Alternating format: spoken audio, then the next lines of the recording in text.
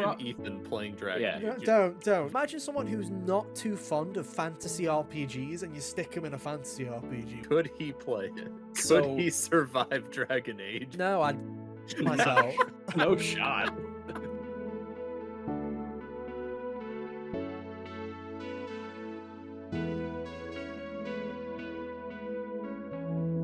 Hey, how's it going, everybody? Welcome back to another episode of the HGO podcast. One of your hosts today, Ethan, and joining me, as always, are my good friends Kyle Hello. and Hunter. How you doing? Oh, I'm doing just swell. It feels weird because you've got the Christmas tree up, and I'm like, you Yeah. know, that's it. Like, why? What is this? Like, everyone's doing this, right? Especially in America. I noticed this because I've been to America a lot in November, like the Halloween season when it comes to a close. Americans, what is your deal with like the day after Halloween's over? It's like, Merry Christmas, everybody. I'm like, it is whiplash. It's emotional whiplash for me. I'm always just like, It's damn, bro, bizarre. give like, it a day. Like, come on. Yeah, It's crazy. it's very strange. Like, forget that Thanksgiving also exists in between these two things. That's made but up, you know, that doesn't matter. That's fine. I'm fine with accepting that. But you know, it's just weird to But me. what I don't know. Am I What I mean misunderstanding? is, like, the other one isn't even cold and their body hasn't even gotten cold yet. Yeah, maybe that's the season though.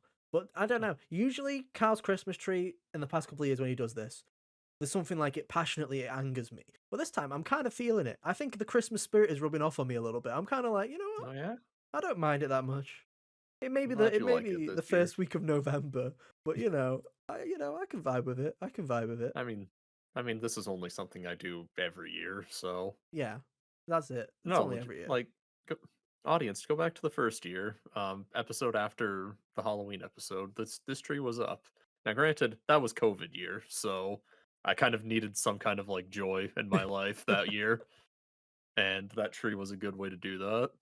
But then, yeah, it's just what I do now. So No, it's fair enough. plus, you it'll know? be a nice little decoration piece for the next few weeks.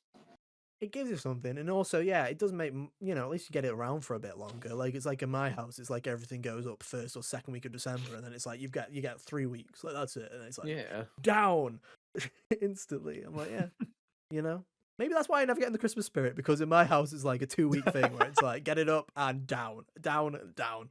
Okay, but hey. It's still the holiday season.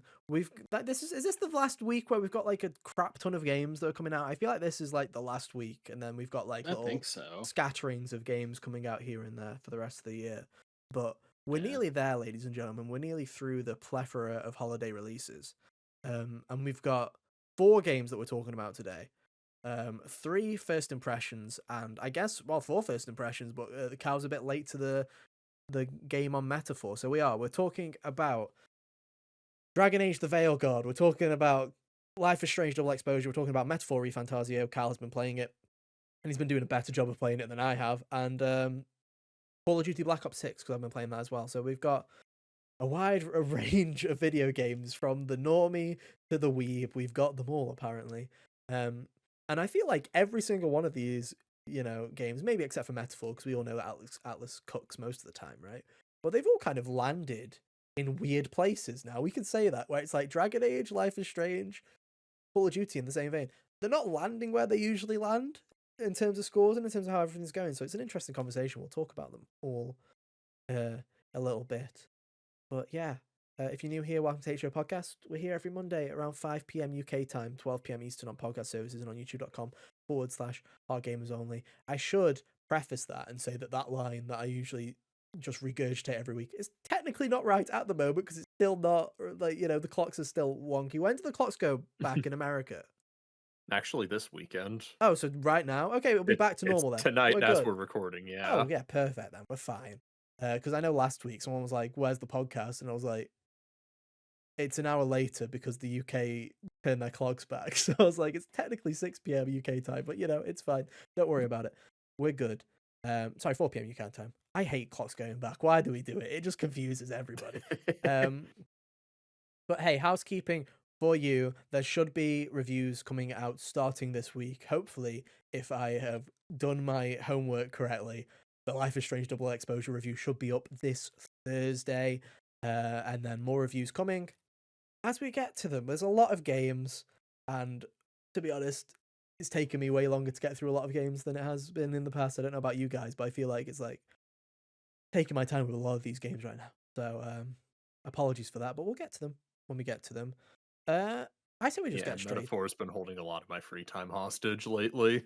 So Yeah, I know. Yeah, I wish I'd given Metaphor more time, and now I'm just like I was saying to you before the podcast starts. I'm just gonna wait now until I've got a period of time where I don't feel like I'm swarmed by everything, so I can give it a fair shake. Because I was really enjoying what yeah, I played. I really liked a lot of what I was playing, but Atlas games, man, they just take up 6 bajillion. They take up like 600% of my it's brain power. a big You need commitment. to get in there, right? You have to live in those worlds for a while. Yeah. But we'll get to it. We'll get to it. Um, let's start off with the first game on our list of first impressions, the topic of the show, I guess, because it's been the most discussed video game in the industry for a while now, for at least a week or so. Dragon Age: The Veilguard. It came out. It finally, BioWare made a video game, ladies and gentlemen. It's been a while, right? It's been like 5 years. Um, Yeah, I think the last one was Anthem, yeah, and that was like 2019 or 20. Was it 2018 or 2019? I don't remember. Um, 2019. yeah. And obviously, if you want to talk about other games before that, then it was Mass Effect Andromeda. Like it's been a while, and then was it Inquisition before that? Like it's Inquisition would have been and before then that. Mass Yeah, Effect 3. It's been a while. Like in terms of a true BioWare game, it has been what 8 9 years was Inquisition from 2015 2014. It's been a 2014. whole A 10 whole years decade. Jeez, since oh the last Dragon Age game, yeah, and also since the last Good BioWare game, seemingly. yeah. Um, and even this one, right, sitting at an 84 when I last checked Open Critic. It's come in a bit under what I was expecting. I'm not gonna lie. I'm not just saying that because it was in my fantasy draft. But I'm saying that as someone who has done an 82. Oh my 82, yeah. goodness gracious me! Call of Duty Black Ops 6 has a higher Open Critic score. Just to put that into perspective, ladies and gentlemen. Like I said, nothing's landing where it should. It's been really interesting looking over this as someone who's not into Dragon Age, is not into BioWare games, really. My history with BioWare is 2 years ago, I played Mass Effect 1 and went, damn, that's a really good video game. I should play the rest of these, and then never played the rest. Which is funny now because they've been given away for free so many times. I started playing the first one on Game Pass. It's then been free on PlayStation Plus at one point, and it was free on Steam. I got like a free Steam code or whatever for it as well, or it was super cheap. It's like I've got it in like 5 different places now. This game's begging for me to play it, and I just still haven't got around to it. But you know, I was expecting it to be a bit higher. So it's been interesting. There's been a lot of people that loved it. There's been a lot of people that haven't loved it, and then you've had all that bullshit on the outer rim of the people that don't go outside and just whine about a load of nonsense, really. Yeah. But all of those opinions don't Yeah, we matter, don't pay ladies and attention gentlemen, to them. because if you've watched this podcast for even a little while, you will know that the best fan of Dragon Age is in this podcast right here. His name is Hunter, and he loves Dragon Age. Heyo. And I his do love opinion's Dragon Age. the only one that matters. So we're gonna get it right now. Hunter, how much have you played of Dragon Age? The Veilguard. I would say I've managed to get like probably at least 12 hours into it at the moment.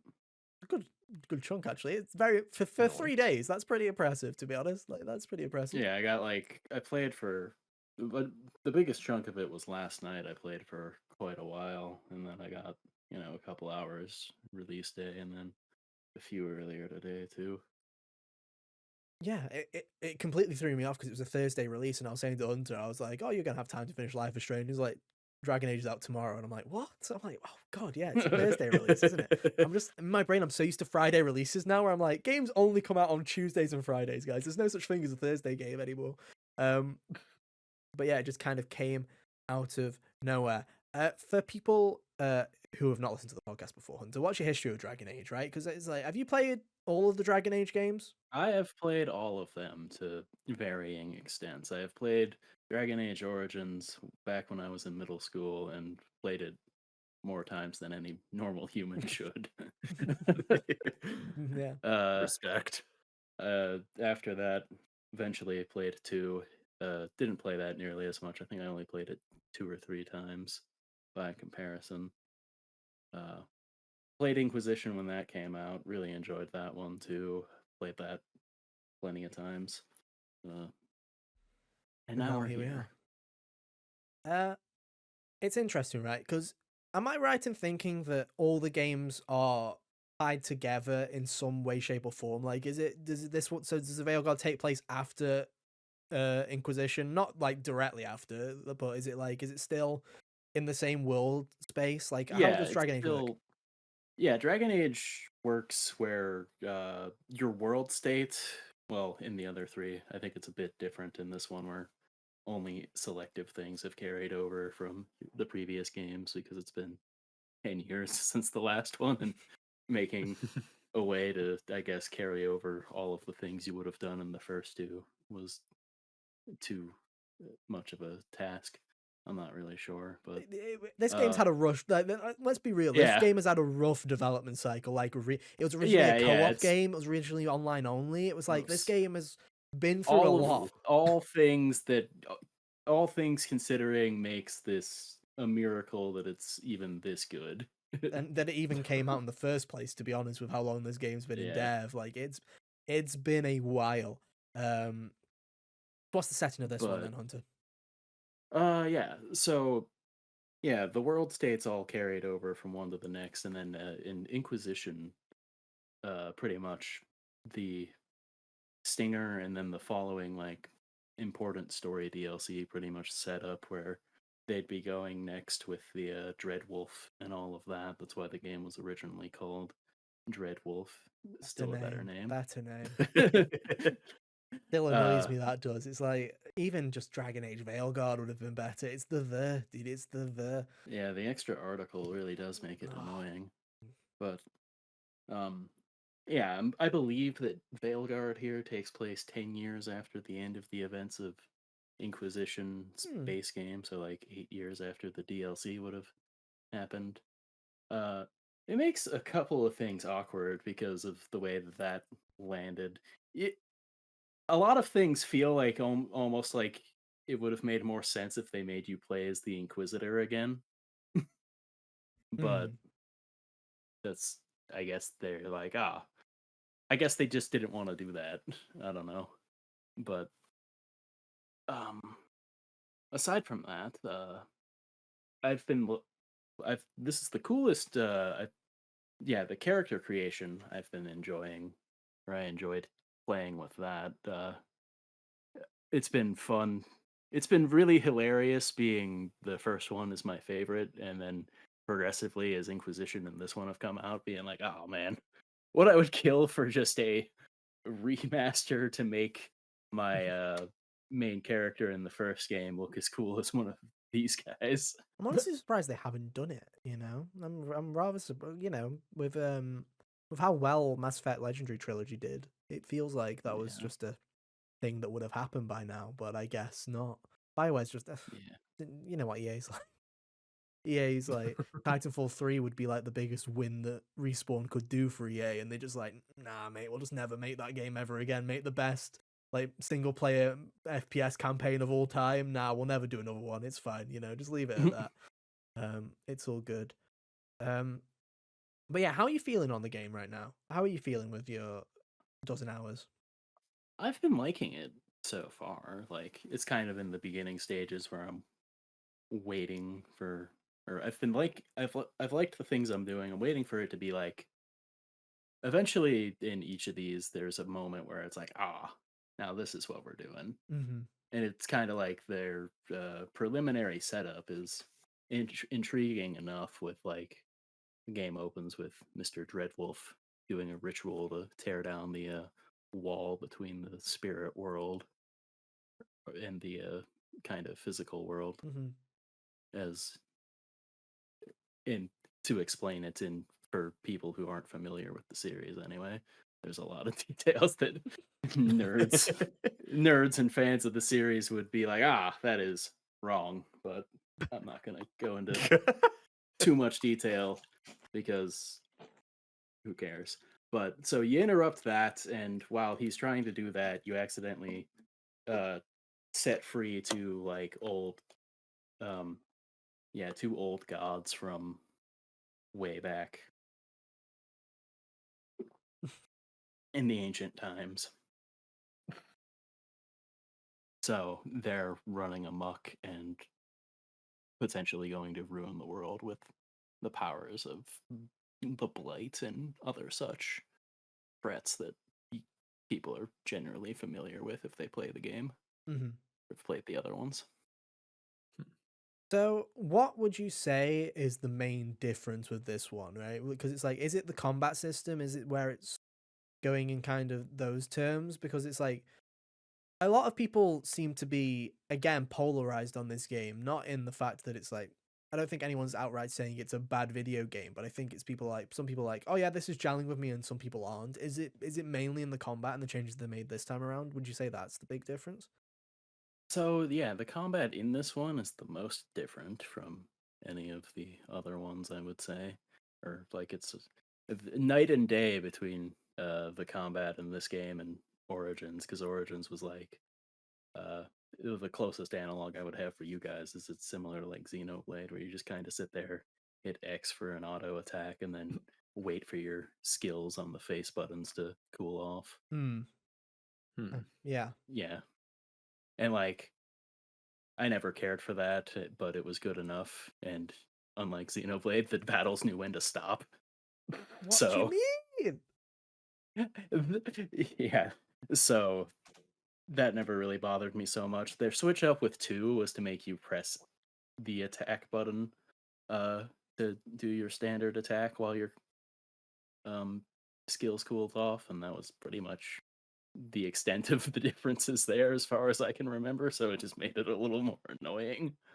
Uh and then Inquisition changed it up a bit more, where it's like your skills and positioning and stuff actually seems to be a bit more important for what you were doing if you weren't a mage. And this one, I would say, is leaned way further in the action RPG direction, where more Hmm. so than any Dragon Age game, uh, it plays more like how I remember Kingdoms of Amalur being, where you've got like Hmm. a light and heavy combo attacks with square and triangle respectively.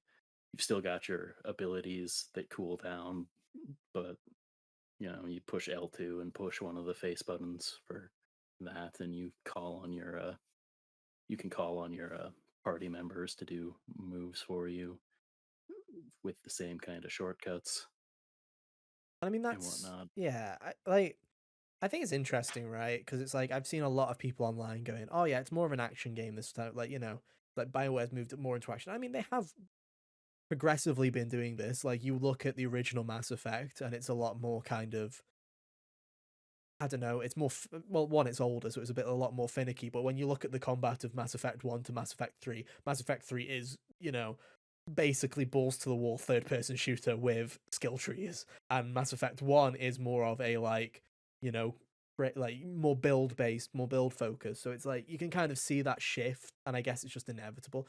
Also, I feel like a lot of Western RPGs are just doing this nowadays, where it is like everyone uses the term action RPG, and all I can think of is everybody's copied The Witcher 3 when it comes to something like that, where it is just like those kind of systems, like Assassin's Creed and all that jazz, God of War, have all kind of gone to the similar kind of vein. Yeah, I can Would you see say that it's a similar similarities. transition to that?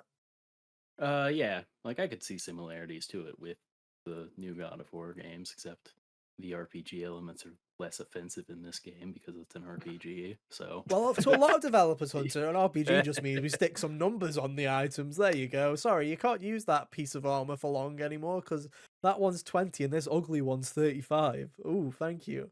Um, yeah, so yeah. like the systems in place here are stuff that I can gel with better in this game than God of War, because it was stupid that it was present in God of War. But Yeah. um uh but I have been liking it. Like the combat was always something that was secondary to me in these games, as far as like like I didn't really particularly care about battles and origins. I liked that I could make my character nigh invincible at the end, and I liked the actual progression of making them better was fun. The doing it part didn't matter so much to me. This time it's a bit different where, you know, I'm more engaged than I ever have been before. Some people are upset that like you can't control the party members, but I never controlled the part. If I took control of a party member in one of the other three games, it was because my character perished. Yeah. It kind of reminds me Yeah. of when people are like in the new um Shin Megami Tensei games, Persona games, whatever, and people are like, "Oh, the party controls themselves options are really bad," and I'm like, "That sounds like a skill issue, mate. Like, I'm just happy playing the way that give me the control of the characters. Like, I'm just like, if you're not using something, it's fine. I can see like that being a more solid step of focusing on one character that plays well, and have the other people do their little bits in the background because you can cheat things, and Mhm. just as long as that feels good, it's no problem. How are you finding the story? Because I feel like we're in this era now, and it's weird to say this, right? But it's like you don't get teams that were fully work. Like you go back to like even the PS3 era, right? And you look at Uncharted Mhm. 1 through 3, or trilogies of games where they all had the same writing team and the same, everyone kind of worked on it all the way through. And now you have like how many writers between GTA 5 and GTA 6 are actually, still there at Rockstar? Same with like this with BioWare, right? BioWare has had a rotating door of staff move in and out of the studio. Yeah, yeah, And I like feel like, with gameplay, with graphics and all sorts of stuff, that's kind of, irrelevant. I feel like, there'll be differences there, but those can always be stylistic and stuff like that. Whereas like this is the first time you've been back in the Dragon Age world in terms of story, in terms of characters for a while. How is that all kind of feeling? How is that shaping up so far? I've been enjoying it so far. A lot of it's been kind of, or the first area is like this forest, or uh, okay, the first area after the prologue is the forest, is like this forest. Um, and that one, there was a bit of a disconnect with me there because like it's a very lore important forest. Like it was weird that it was just kind of unceremoniously dropped me there. I Yeah. was like, I'm like, huh, this feels like getting here would have been a bit more of a moment. A fanfare. Yeah, Mm. but and they're sitting there talking about how people have been like just settled and hanging out there and you know excavating and exploring it a lot, and I'm sitting there like, a bit of disconnect with me between where the world is and where I had left it back in Inquisition. But that's part of the fun of learning about these things is like you kind of got to get reacclimated to the world every time you play with one of these. Where um, even with Inquisition, I had to do that twice, where it was because I played the first time on a console that wasn't mine, so I was off of a world state that I didn't make, and I'm just like, this is not my Ferelden. No, that's fair. But uh, as far as the story is going, like I said, the general setup is intriguing enough, and at the moment, we've just kind of been gathering teammates as we try to stop the A two classic. rogue. Yeah, as we try to stop the two rogue gods. Um, uh, Things progress a bit more with a bit more linearity than the other games, or at least Inquisition and Origins did. I don't really remember the details of two that much right now, but where like you go and do the thing and you come back and you're like, ah, done. With Origins, it was way more like you go to this area and you've got the broad overarching like you need to solve this stupid dwarven noble dispute and get them a king so they have the authority to give you the forces of their army. And while you're doing that, you run across like a dozen other people with problems for you to go solve while you're hanging out in Dwarf Town. That's less so the case this time, where it's like, you tackle the little main plot thread of like Antiva is one of the areas I did last night, where it was like essentially like assassin town, pulling up from like pulling like cultural influences from like Spain and Italy and stuff. But the Of course, primary Assassin's like Creed 2, am I right, ladies and gentlemen? The yeah, only real assassin playing. yeah, and Florence. like yeah, pretty much like architecturally it seemed very similar, like Venice or something. Hell yeah. And like they're very cool missions. Like the one there was like this underwater prison break. It was very neat. Um Hmm. for the new party member that you would be getting. Uh but it was kind of like go there, do this, and then come back, and then some side quests open up for you if you want to keep palling around in town for a minute. But Mm. you could have easily just moved on to the next thing. So I don't hate that. Uh it's a little different. I think it's like a happy medium between what Origins was doing and what Inquisition just kind of there were some areas that they would just drop you in and be like, "Well, have fun." Yeah. Like the number of areas you needed to actually go to in that one were startlingly little compared to how many were actually there. But so I think being like mission based doesn't really hurt it, and for the kind of like new gameplay style for the combat they went to, it suits it a little bit more. Uh, That's fair enough. other Art style other little is a big details. thing that Um, came up. How are you finding that art style? It's been a bit polarizing, I think, but I so yeah, being a fan of Dragon Age is fun because there's like zero visual consistency through all of the yeah, like that games. was like that's the thing is like whenever I look at these games, sometimes as somebody who has not played them, right? It's like if I you could show me show a you. screenshot of Mass Effect, I'm like, oh, that's Mass Effect. Like I look at a screenshot of Mass Effect 1, Mass Effect 2, Mass Effect 3. It kind of reminds me of in a way if you look at like Persona 3 on the PS2 and then Persona 5 where I'm like, I get it. Different like, different generation but going for the same kind of thing. And then I look at Dragon Age and they all came out on like the PS3 and 4 and they all just like and obviously this one and I just look at them all and I'm like, bruh, like this is like Yeah, like if I were to show you a picture of Alistair, one of the main characters in Origins who shows up in the other two, and if I were to show you a picture of him from all three games, he would look like a completely different person. yeah. The only person who's like maintained their visual identity throughout the other from like Origins to Inquisition was Morrigan, I think. And Dude, that what was it? so There was a game that did that. What was it? Oh, I think it was like one of the new Assassin's Creeds or whatever. Was they brought back William Miles, who was a character way back in the Desmond days. It was Desmond's dad, and they brought him back like in I can't remember if it was Odyssey or whatever. And they did like a big reveal of him like coming out of the shadows or whatever.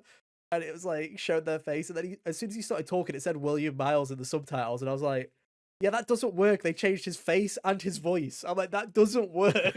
You have changed every identifiable thing about this character. And I was like, good job. Like, good stuff there.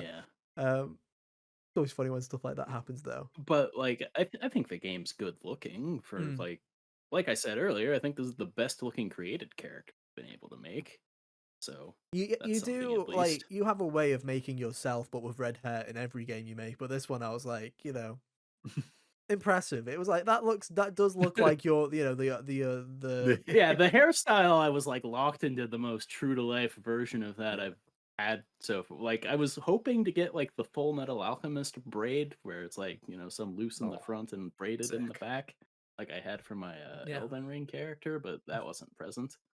Uh but the hair's really good in this game. Like from what yeah, like dude, it's insane how good the hair physics are. Like even I went to the magic mirror that you can like alter your person's appearance with, and I was like, all right, let's set the Sephiroth hair for a second to see how that bounces around. It's still impressively really good physics on that one. mhm. But, I think most of the other characters look at least all the ones I've met so far, even like some of the not even just the party characters, but some of the NPCs look really good. Like one of the ladies in Assassin Town looked really cool. And the party member I got from there had a pretty neat look. I think Nev, the detective lady that you meet in the beginning, has a pretty good design. Uh, like that first trailer they showed was very uncharitable to the visuals of the game. I think where it was like Yeah. Dragon Age never trailers well, so yeah. But in the actual game itself, I think it looks pretty solid with only creature design. Some creature designs are a bit that doesn't look right. I feel like you had something that was fine and you didn't mess with before, and you still shouldn't have messed with it. One of the designs that they've used throughout the other games is the Pride Demon, which is this big, bulky, looks like a big brute with purple rocks coming out of him and stuff, and it's like a very good design for what it is, and they were able to make it look better each time without changing what it is, and now this one looks a bit more hollowed out and not as imposing, Mm. and same thing with the Darkspawn, or one of the monsters that show up in this series all the time. And the PS3 might have been an ugly generation, and the Origins wasn't the prettiest looking game, but that really worked for the Darkspawn design because those are ugly, monstrous creatures, and it sells the best on the first game there. And now they look a bit silly now. I think they've switched in a way Mm. that I'd say that this design for them is better than 2 or Inquisition was, because that one was they just made them smoother. They've at least went a different direction with them Yeah. this time, I would say. Anything Um, else you wanted to mention? I've been liking the characters so far, like all of the um party members and stuff. I'm intrigued to learn more about each of them so far. I like their banter with each other has been entertaining enough already. Mm-hmm. The one guy I recruited last night, and he had a demon forcibly placed inside him, so he's always fighting that to keep that under control. And the other person I had with me is openly threatened him in a very in a very professionally conducted manner while we were walking around. I'm like, that was good. I liked that. No, fair enough. So how would you say the game is for newcomers? Um, Like cold turkey, never played Dragon Age before. yeah, that's one that's hard to. Let me think for a minute. I have to imagine for a moment. So the Imagine pro Ethan playing Dragon yeah. No, Age don't. Veilguard. No, that's a bad take because then it's like, oh yeah, imagine someone who's not too fond of fantasy RPGs and you stick them in a fantasy RPG. What do you think you'll think? Like someone that would be willing to go, be optimistic Could he about it. play it? Yeah. Could So he survive Dragon Age? No, I'd fucking kill not myself. no shot. But so Could he it beat Dragon Age in a fight? it would so it gives you enough to get the general idea of what's going on, but also it kind of acts like all of this lore important stuff is just stuff you should Yeah, already know. yeah. Ah, gotcha. So it's one of those things where I couldn't really imagine them just bandying about terms like the names of the gods and stuff, or even if I said the words the fade and whatnot. That's why I said the spirit world before and all of that. It's all of these things people would just be like, what? Yeah, And Ah, it that's kind gives of the you vibe I gotcha. get off of it. Is it's kind of it gives me the vibe of we'll be talking about double exposure later or Uncharted 4 or something like that, where it's like, can you play Uncharted 4 before playing all of the others? Yes, and theoretically that's probably what you should do because that's the best one. So if you're gonna play one, you should play that one. But also, Uncharted 4 spends 90% of its runtime going, "Remember when we did this? Remember when we did that?" You're just like, they kind of just yeah. assume it, right? And it's like, Yeah, and they're at least helpful if you want to know this stuff, they give you a glossary for all of their weirdo ah, terms and stuff. mm, So you can look up what some of these things are in the menu if you want. And they give you Dragon Age games love to give you reading material about the state of the world of and course all they of do. that. Yeah. Uh, but No Witcher you 3 know, though. yeah, I don't Yeah. know. But Witcher 3. Although maybe Witcher 3 is one of those games where it's like it does reference stuff all the time, but because I haven't played the other games or read the books, I didn't notice. I was just like, monster die now, and then just started swinging my sword around like a goober. Maybe that's it. yeah, basically. But Maybe you will I don't hop know. into this and just not realize you're missing that much and just go, well, start whacking things. Yeah, it's like I don't really know what's going on, but I'm here to Yeah, stab some godlike beings, yeah. which, is Yeah. fair enough. That's about the size of all of these games.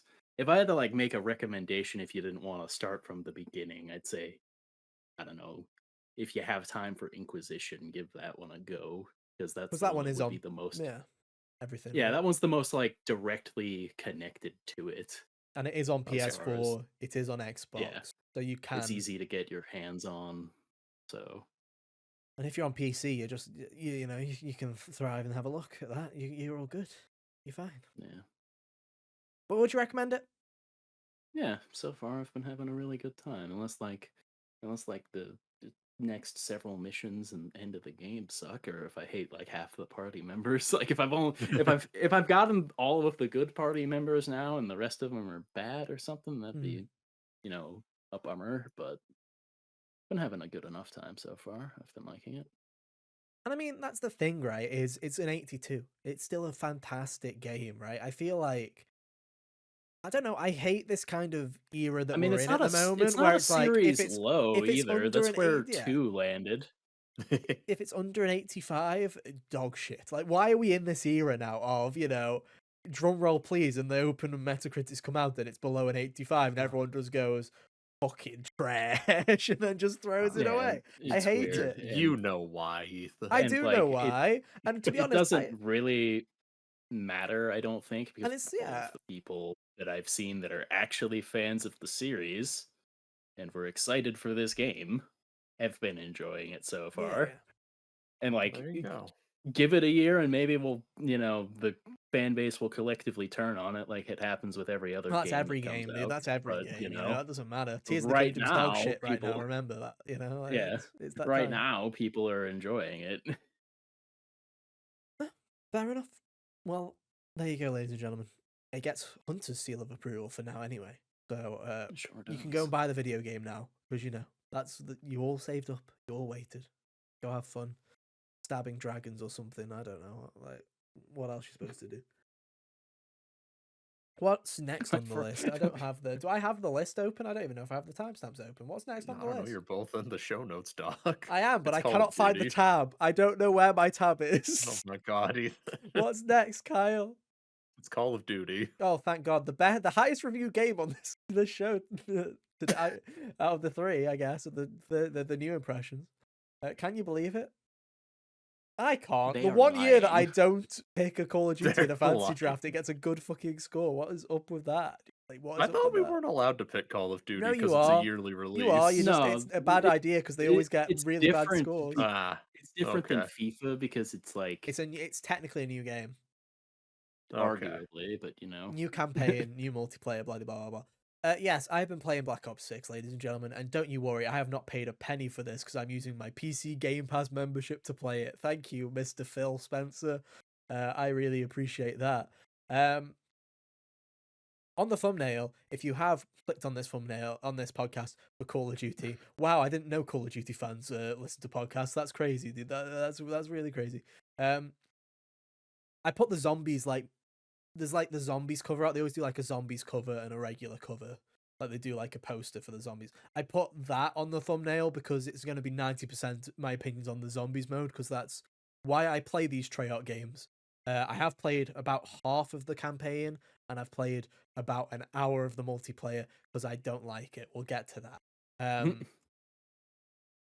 But yeah, this one's done rather well in terms of reviews. And to be honest, I hate to say it, I can kind of see why actually. And we'll start off with the campaign. boo. No, Normie, don't worry. We'll boo. bully it later. We'll bully it later. The Uh, campaign's really fucking good. I hate to admit it, but it's like it's really really good. Like, this is the best Call of Duty campaign that I have played since Black Ops 2 in 2012, probably. Like, this is up there. It is fantastic. And you want to know the reason why? It's Because they took weird. Christopher Judge's joke They personally. did. Because they It's tried this time. it's fantastic. It's weird. It's balmy. It's great. It is everything that you want from a Black Ops game. They did genuinely. I don't think they took Christopher Judge's comments, because this game's been in development for 4 years. Raven has had 4 years to make this campaign. So it's a bit too late for those comments to actually mean a damn, right? But it's really Yeah. good because it's not just corridors and shooting people. It isn't that, like, picture the regular Call of Duty mission where it is just, here's point A, there's point B, shoot all the guys in between, and maybe there'll be like a car chase or some kind of set piece in the middle of it, and you're done. So far, have we had those missions? Yes, but it's like they're taking inspiration from games and genres that you don't really see in these games. There's multiple levels that are based off of Hitman, where you don't have your gun and you're trying to figure stuff out, and you're talking to people, getting information, and there's like 3 ways to handle situations, and there's 3 ways to play the mission, and you try and, you know the example that I'll use is, it's the 90s, right? So there was, you're basically, you're in a, I don't know what to describe it as. You're like a president-elect gala, right? You're basically at a gala, and you're trying to find this guy because you're trying to get some codes from him or whatever. You're trying to basically steal this codes, blackmail this guy so you can get Adler out of prison.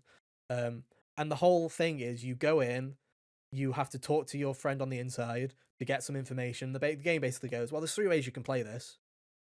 Off you go, and it's an open play space, and you figure it out. Off you go. No gun, no nothing. Just get to work. Stealth your way through. Sneak forward. Take out guards silently if you can. Sneak behind into the coat locker area to try and steal a note out of a coat pocket of somebody so you can get that information and move on. And I was just sitting there and I'm going, what the fuck is going on? Have they actually had a thought here? Have they actually, tried to make a fun video game? And I think they have kind of nailed it, where I'm sitting here going, oh, this is fun, and not just in a popcorn kind of movie way. It still is like that, but it's like a good one. It's like I'm sitting here going, this is kind of giving me Mission Impossible vibes of, yes, it's a popcorn film, but it's like I'm also having a good time with it, where it's not just like shooting people for the sake of it.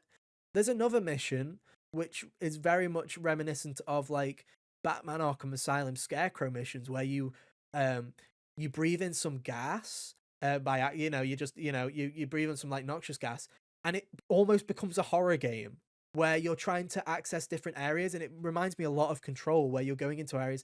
They're reusing zombie assets very cleverly here, where it's like zombies, like there'll be zombies in places. There's a whole section which is like the Weeping Angels from Doctor Who, with creepy mannequins, where you just walk through an area and there's nothing in there, and they're just completely still. Oh, You Arkham turn did do around, that the one time. mannequins are right behind you trying to throttle you, and it's just like you have to keep all the mannequins in your sights or else they're going to kill you, because again, you don't have weapons. And I'm just sitting here going, why is it taken 20 fucking years for you to have a good idea? Like, I'm just sitting here going, this is so much fun. Like, I'm just genuinely having a good time. And I'm like, it's so funny to me, after last year's Call of Duty campaign, which was heavily clowned on for being 2 hours long, using the Warzone map and being shit, to then come back with a campaign which is just fantastic, and it's like 10 hours long, and I'm just sitting there going, fair play. Like, genuinely, fair play to Raven and Treyarch here. You have made something that is genuinely enjoyable, and I can see people actually, playing and enjoying it. It's not a waste of time for once. So I just have to sit there and go, fair play. What's everybody else's excuse? Why, when Raven and Treyarch make a campaign every 4 years, apparently, how come these are really fun and innovative, and then you get to Sledgehammer Games and Infinity Ward, and, I feel bad for Sledgehammer Games because it seems they I have was to about make to a say, to be Call of fair Duty to game them, they every never 2 get years. the chance. Sledgehammer gets about 2 months to make a Call of Duty game, it seems, right? But Infinity Ward especially, This game, we clown on there being 6 Black Ops games, which is a clownable offense, right? To get to Black Ops 6. Yeah. But I sit there and go, Black Ops is basically Mission Impossible. It is CIA, stealth, undercover operations, doing stuff like this. And it's weird and it's fun. And I understand why they keep going back to it in a way. And then I'm like, why are we still doing Modern Warfare? Like, honestly, I think Modern Warfare sucks. It's really bad. And I don't think nobody. It's because they're waiting for the Space Wars to to fill back up, so I they can think they tap should that go for. back. I genuinely do think they should go back to do a futuristic COD. I think they really should. Um, And the reason I think that is this game is doing things where it's innovating on not necessarily new ideas, but they're taking inspiration from other games and from other series. It's like that, like I say, that horror kind of mission gives me it kind of gives me Control vibes because they give you a grapple hook that you don't usually have. And it's more of an exploration mission in a creepy, like, kind of facility instead of and it's like they're taking inspiration from different areas.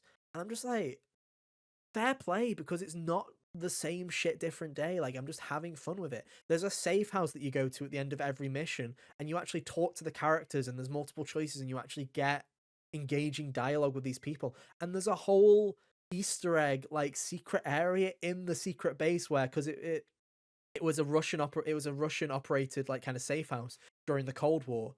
And if you go and look around and explore and read documents and find different clues, you can find a secret bunker underneath them, like underneath the house, that's got a load of creepy stuff in it and more, like, there's so much stuff here where I'm just sitting here going, I was clowning IGN when I saw they gave the campaign like a 9 out of 10. I'm like, okay, IGN, like, yeah.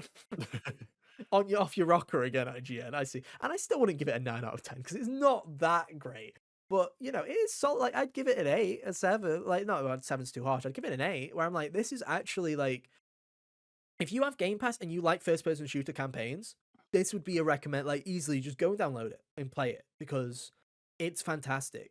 When Call of Duty eventually gets added to PlayStation Plus, or it goes super cheap, this is one of those campaigns where I'm like, it's actually worth just picking up Black Ops 6 for $20 if you want a good single player Call of Duty campaign, because there hasn't been one of those in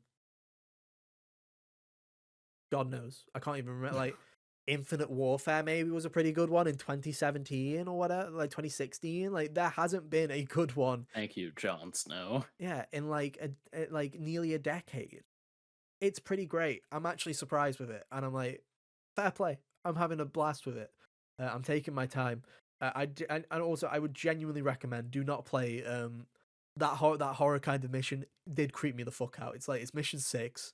Don't play it at night. If you're somebody that doesn't like horror, it is very horror. I'm not just talking about it's horror coded and then it's not really that scary. Like, it genuinely did get me. The weeping angel kind of mannequin thing. Like, I was like, no. I like paused it and was like, I need to take a breather. That's just weird. I hate it. It does a great job. I'm pretty impressed with it. So hey, that's pretty good. Multiplayer's dog shit. Like, there we go. There you go. You had your positive. Typical. The maps are awful. I don't know what, like, Treyarch usually has the best map design of any Call of Duty team, and it's not even close. I don't know if they all went on vacation when these maps were made, but they are quite possibly the worst maps in Call of Duty history. They are really bad. I do not recommend this multiplayer right now. Not even a Nuketown? They just added it as of yesterday. And yes, Nuketown is still great, but Nuketown has been in COD for 15 years. Yeah, I was just about to say So it, much that's not so, even in they the haven't game. even done every time Nuketown comes back, Kyle, it's like a fan favorite map, and every time they style it to the new game. So it was like, originally it was like, Indiana Jones kind of World War, Cold War kind of Nuketown, nuke testing site. Then they had what the next COD was, the Black Ops was in the far future, so it was Nuketown 2025. Then there was an even further future one where it was like all a simulation, and then they did like a Soviet one, and then they've done like, a post-apocalyptic one just for like fun. Yeah. Now they have just remade the original. They were like, we've been remaking this map so many times that they're like 60% of our player base never played the original Nuketown, so we're just gonna make the original Nuketown at this point. And it's Nuketown. It's good. It's the only good map. There's a Nuketown 24/7 playlist. That's where 2/3 of my multiplayer playtime has come from, because I'm just playing Nuketown again. So I'm like, oh, good. I'd be perfectly fine if the in-season DLC was just them adding good maps from old Black Ops games again, so the game gets good by default. I'm perfectly That's fine what with they that. usually do, isn't it? They just sell you maps from the old games. Yeah, well, they are free now. Look, like fortunately, so you don't have to buy them. Um, Oh, well, that's nice at least. so I'd like to. So I'm not a huge fan of the multiplayer at the moment. The skill-based matchmaking is turned up to 11. Where if you have one good game, it's like, well, okay, off you go with the sweats for 2 hours as punishment, and it's like, great, thank you. I love Call of Duty. It's fantastic.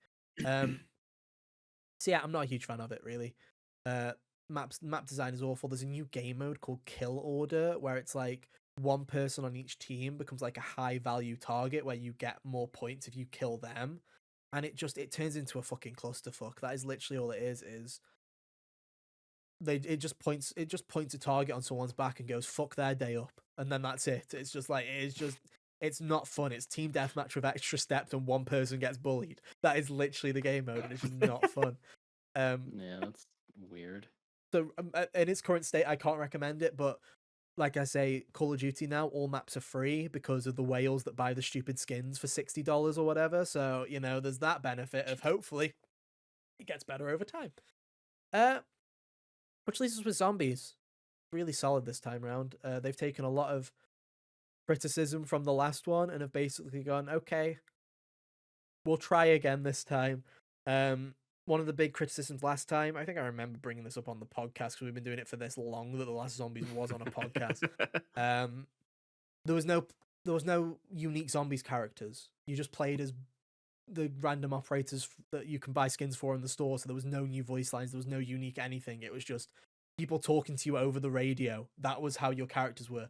And Oh, you were just Jimmy Call of yeah, Duty, you were just not playing as Rick Frank Duffin. Woods or Mason from the campaign, just in zombies. Oh, now they're part of this Requiem strike team, and it was garbage. I didn't like that. They've done what I suggested 4 years ago, which is have a dedicated zombies crew, and then have them playable as operators in multiplayer and sell stupid skins for them, but let us have our crew. And that's what they've done. You have a dedicated crew, voice lines are back, all of that jazz, the personality is back. And that's great. It works great. It's fantastic. These two maps are pretty damn good. The Easter egg's fantastic. They are doing some very weird shit with the story right now where they're kind of taking all the loose ends that they thought we'd never even see the light of day again and are trying to bring them back and doing weird stuff. They're trying to bring back in Black Ops 4, they tried to introduce a new storyline called the Chaos storyline that never really took off and it kind of got scrapped. And now they're kind of trying to weave it back into this new story to try and, and they're poking fun of it. There's like graffiti on the walls or something that says like have faith in chaos and random stuff. And everyone just thought they were memeing. They were just like, look, they're making fun of the old thing. And then the Easter egg cutscene plays at the end and they're actually bringing it in full circle. And everyone's like, oh, fuck. They're just doing fun stuff. It's good. The zombies mode is really good. If you're a casual, you're going to like it. If you're a fan of Black Ops 3, you will hate everything because that's what Black Ops 3 fans are. They are just the worst. It is the best zombies game, but they will not move on from that zombies game where anything will come out and they go, it's not Black Ops 3, and then they try and slander everything. It's good. I'm having fun. I've put about 16 Much hours more into people it. would have that energy with the series as a whole. I know, right? Black Ops 3 will be a great one. Campaign's dog shit though, but the rest of it, fantastic. Overall, it's pretty good. If you've got Game Pass, you've got no excuse. If you like zombies, this one's pretty good as well. And the campaign's fantastic. Can't complain, really. As Call of Duties go, probably the best one since Cold War 4 years ago.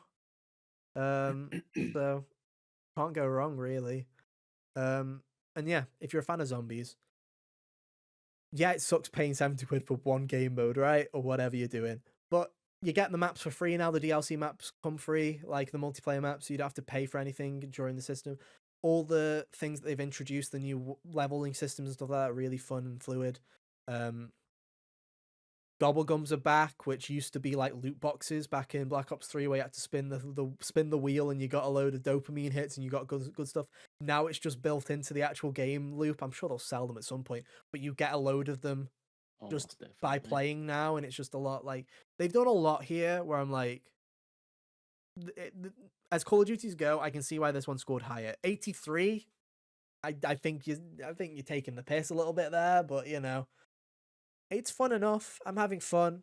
It's a shame the map designers took a fucking year off, but maybe they'll come back and we'll have a good in-game season. It's fine. It does the job. But you don't need my review. If you play Call of Duty, you've bought Call of Duty because you're a little weirdo that does that every year. Yeah, yeah. If you wanted to know if zombies mode was good, it fine. It does the job. We're getting another zombies map before the end of the year, which is pretty good. 3 maps before the end of the year. That's not too shabby. They're also making new maps again because they were doing it in Cold War. They were doing this thing where they were just taking campaign maps and turning those into zombies maps. Whereas this time they are doing actual zombies maps that are new and not just taking stuff out of the campaign, which is nice. Thank you for that. I appreciate giving us original content. But it's good. It does the job. It's fine. I'll play it on Game Pass until it's cheaper, and then I'll probably buy it on Steam or something because there's no PS5 Platinum. Because what the fuck is up with Call of Duty? Like, what the fuck? Stupid. Anyway, That's the spirit. yeah, that's the spirit, ladies and gentlemen. Right, next game. 55 minutes in. Let's get this ball moving. Life is Strange. I've given most of my impressions on this game already, because I played it 2 weeks ago. Yeah, But now you've joined me in I have. in the world of double exposure at Caldera University. How much have you played, Hunter, of double exposure? I got to the end of chapter 4. Same. We're both That's at the where same I'm at point. right This is now. how we planned this, obviously. Yeah. No. We're both at the same point, which means you've played 4 episodes in the time it's taken me to play 2, so we've done a good there. How are you finding it? Right? I'll throw it to you mostly. I've got updated opinions and stuff like that. But how are you feeling on it? Because you didn't have the 2-week gap that I had. You just been playing it as a video game, right? You just been playing it from Yeah. start to finish. How are you feeling about it? I mean, I've been enjoying it. I could probably do a game like this, one of these kind of story-based mystery whatevers, like once a year. So, I was doing the maths. We have basically been because I was sitting here and I'm like, double because this tell me game. why. Yeah, so 5 Life is Then the Strange next one. games. Tell me why. You've got that game coming out from Don't Nod next year. That one, Lost Lost Records. Records. So out of 10 years, you'll have had 7 of the 10 years have a game from Deck Nine or Don't Nod in this style. So it works out like this because when we did my first impressions of the game, obviously we only had 2 episodes, and no reviews were out, obviously because it was early access, right? So now we have the whole game, and the reviews came out, and I was very surprised when the reviews came out because I was like, "This game's great. I hope it." It's like lower than the floor for these games most of the time. Very much. Like It's the second. except for like the Black Mirror. I don't think that's what it was, but like they Don't Nod did a narrative game like this that was something that sounds like that got dinged pretty harshly. But It's the lowest rated Life is Strange game, and it is also it's the lowest. The second lowest is episode 4, or is it episode 2 of Life is Strange 2? Which obviously the old Life is Strange games had, except for True Colors, had the benefit of being released episodically. So if one chapter was shit, just one chapter got dinged with the bad Metacritic score. Whereas this one, obviously, all released at once. Getting the actual like score for that must be a pain because you'd have to like take all of them and average it out or something. I think some of them do have them. Like I think Life is Strange 1 has like an 80 or an 81 total by the end of it, which I think would be higher if episode 5 wasn't so polarizing, and then move on. Yeah. But yeah, I was very shocked when I saw 72, and if anything, it made, like we were talking earlier about review scores shouldn't matter. Just play the game if you want to play the game. But I will not lie to you.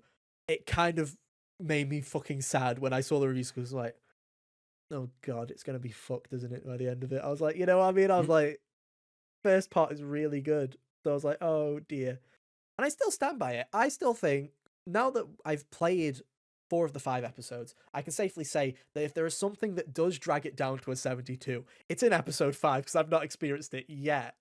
Yeah, there's nothing that's happened that's been horrible yet, I wouldn't say, and like It I wasn't still until episode 5 in the first game where I was like, we're going a little long. Could we wrap this up? And I still stand by the first 3 episodes of this game are fantastic. I love the first 3 episodes of this game. I think they're great. Episode 2, I still stand by it. Episode 2 is one of my favorite episodes of Life is Strange that has ever come out. I loved that. Like I was just sitting there constantly asking questions, thinking I was on the trail of something, and then getting to that end reveal and then going, oh, like me trying to piece it together because like, did I have that? Was I close? Was this like lining up and stuff like that? And I was like, damn, I can't wait for the rest of it. This is gonna be sick. And then episode 3 was still good, but it just went back to doing its thing. Like the problem with this game that I feel like is the reason that is I was like, first 2 episodes, you get like the bar, you get your house, you get like the university outdoors and indoors sections, and it's like that's it. And I was like, oh, I'm sure we'll go to more places later. I'm sure there'll be more of this world to explore. And it's not. That is it. That is the entire play space of the whole game, it looks like, unless episode 5 drastically changes.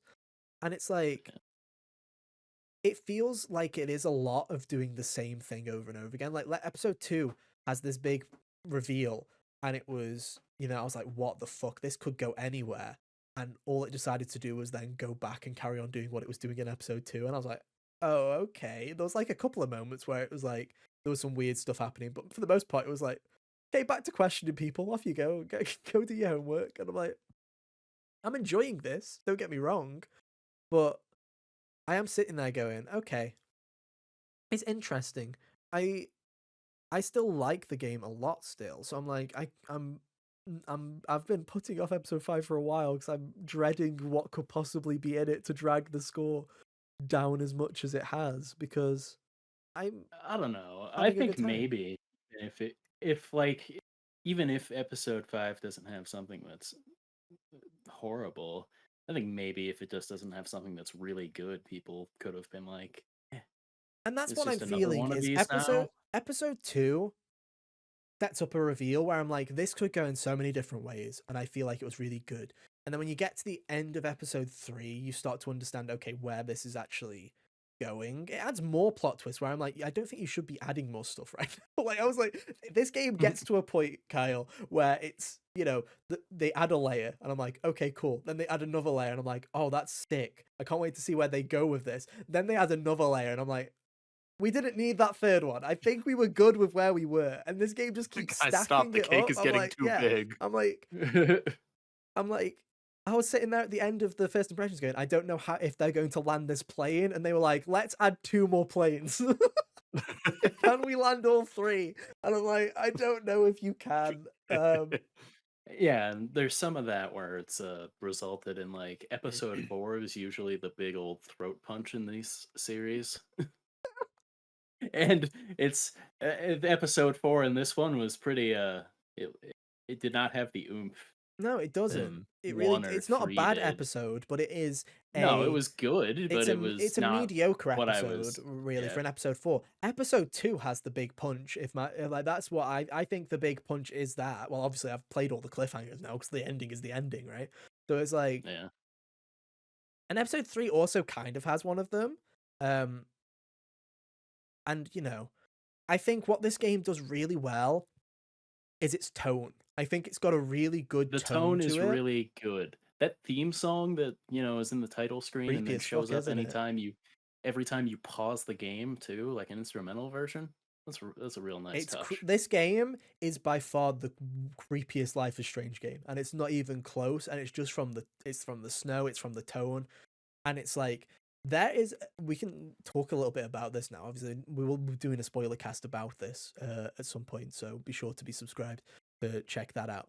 But there is a point in episode 3 where I genuinely was scared. Like, I was genuinely creeped out by this video game, where you know Oh, it's yeah. it's dark, something like you've just come off a really positive, like, happy scene where I'm like, this is a really good scene where you're going between timelines, you're talking to people, and you're just hanging out, and it's kind of, there's a melancholy kind of vibe to it because of where you are in the story, but it's like, it feels like it's like a warm blanket, those scenes where it's just like, it's kind of fun, you're getting to know characters a lot. and it's just like fun, and then it just drops you into a really tense situation, and it just honestly, I like go watch wherever my reaction is up on YouTube when I get around to uploading it. I genuinely, I had to pause. I was like, I can't do this. Is like, it's creeping me out. There's a point where there's like a really loud noise, and it properly made me jump. Like I was like, it properly, and then I press pause, and it's playing that instrumental, and it's like that instrumental is, I really love it, but it's creepy as fuck. It is like, it's just I like, really like that it's just like until it really gets into it, it feels like just disjointed strumming, yeah, which is really helpful for the kind of like theming because half the time you're hearing audio from the other version of reality anyway, and it almost feels like that in yeah. the song.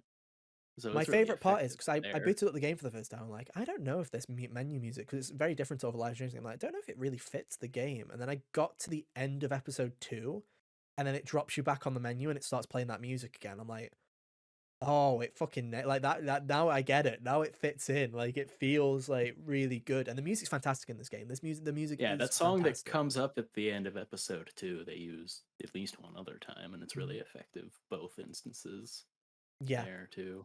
I like a lot of the bar music too. Like hmm those have been there's a good. lot to like. The characters I really do like. It's like, Yeah, I think the character work is really effective in this game as far as how they're all written. Like, uh, Max is hilarious because she's went from you know teenage girl that was obviously written by a 30-year-old something man to now she has the inner monologue of what I expect most people our age to have. yeah. I really, I really do like Max. Like, obviously, I've got a bit. I've always liked Max. I've been weird like that, but Max is always, even with the cringe dialogue and stuff like that, she's always been one of my favorite video game characters just of all time. Just because when I played that game at that moment, it's just kind of, she resonated with me in a way, which I find funny because a lot of people resonate with Chloe in that game, and I never resonated with Chloe, and I'm like, okay, that's weird. Um, but having her back again, it's like, I don't necessarily think the story that they're telling, and if they do land it or where it goes, I'm like, I don't necessarily know if it, like, this game was not like, we didn't need this game to happen, but I'm glad that we did get to, come back to Max and explore it. um like I say, I think there are some layers of this game where I wish they kind of stopped. There's a version of this game where I think a really creepy murder mystery with two timelines could have been the full stop, and I think that genuinely would have been brilliant. Um, Yeah, probably. Like I I played at feel least like one if they other had game that's taken, like that, and it was great. yeah, I feel like, they may have bitten off more than they can chew, but I'm still having a good time. The only kind of critiques I have is, I think, the game environment. I think Caledon, even though it works for tone, I think gameplay wise, it leaves something to be desired. Haven Springs felt like a better environment to explore. Um, Yeah, I haven't really been compelled to walk off to like extra places because there very isn't often. any. That's the thing, is there's not Yeah. really any extra places. It's just the beaten path, and you just keep going through. I like a lot of the characters in this game. Um, there are some really, again, I think a lot of things that I like about this game is a lot of characters are written well, and when there is representation in this game, it feels like good representation, which I think is, you know, I hate to say that it's rare in video games because there's plenty of representation in video games, but sometimes it feels like there's not enough good representation in games where I'm like, that's not just like, they're not just here to check a box, they're just a damn good character, where I'm like, Yeah. Gwen comes to mind, where I really like Gwen as a character. She's really interesting, and Yeah. all of the conversations that I have with her are some of my favorite, because not only do her and Max have a really interesting dynamic in both realities, but there's also, she just has some really good lines where I'm just like, you're just an interesting character to hang out with and just talk to, and I like that. There's a lot of those characters in this game. Um, Yeah, I would say so. Or even like the couple of guys where I'm sitting there like, yeah, didn't really like you. Even where I'm sitting here like, yeah, I don't really like you, but I don't hate you either, kind of deal. yeah. Um, I think that there are some. obviously everyone like depending on what you chose as your ending for Life is Strange the original, you won't like some of the choices that they made here.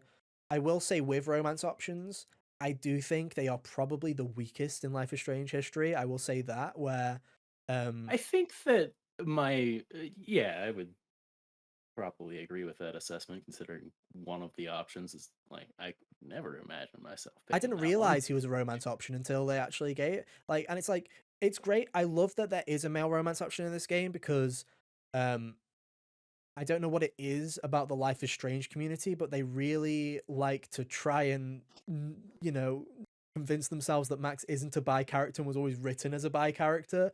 So it's like I Yeah, appreciate that they gave a male and female romance option in this game because I honestly wasn't expecting them to do that. I just thought it would just be Amanda and that was it.